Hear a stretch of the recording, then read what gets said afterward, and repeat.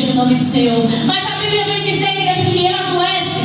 A Bíblia não relata que tipo de doença era, mas que ele fica enfermo. Porém, Marta e Maria mandam um mensageiro, avisa Jesus que está lá na cidade, que seu amigo, aquele que tu tanto amas, está enfermo. Vem socorrê-lo, vem ajudar. Louvado seja o nome do Senhor. Mas o que mais me chama a atenção, igreja, é que Jesus amava Lázaro, mas Jesus ele ainda passou 2 dias naquela cidade.